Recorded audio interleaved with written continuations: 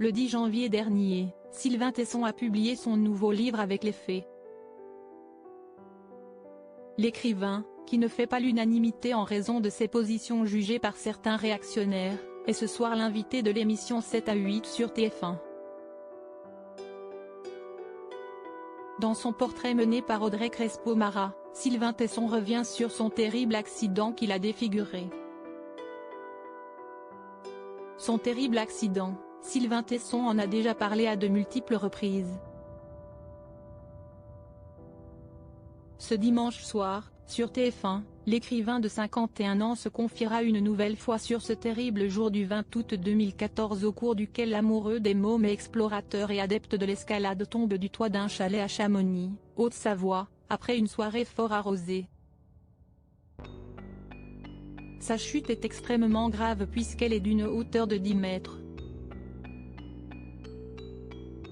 Il est conduit en urgence à l'hôpital d'Annecy, traumatisme crânien, multiples fractures, coma artificiel, le bilan est très lourd pour celui qui était sans cesse en quête de sensations fortes.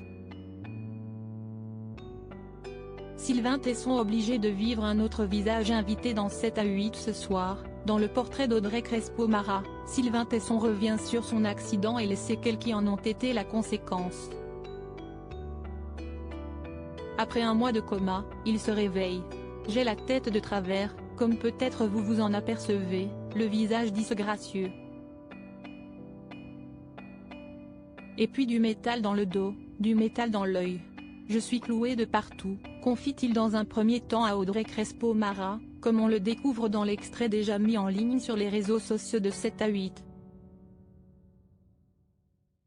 Plus sérieusement, ce n'est pas agréable parce qu'on se réveille avec un autre visage et on s'aperçoit qu'il va falloir vivre avec un autre et de surcroît, cet autre-là est vous-même. Si est-il à double peine, poursuit l'écrivain. Sylvain Tesson poursuit son témoignage en indique que son visage défiguré n'a pas été la principale séquelle était que mon corps était moins capable. Or j'avais besoin de ce corps puisque c'était mon véhicule et que j'ai voué ma vie au mouvement et au voyage. Contraint à une toute autre vie, Sylvain Tesson se lance dans une rééducation très particulière mais qui lui convient, parcourir la France à pied. Une expérience transposée dans Les Chemins Noirs qui a été adaptée au cinéma, avec Jean Dujardin, et qui a été un succès. L'intégralité du portrait de Sylvain Tesson par Audrey Crespo-Mara est à découvrir ce soir dans 7 à 8 sur TF1.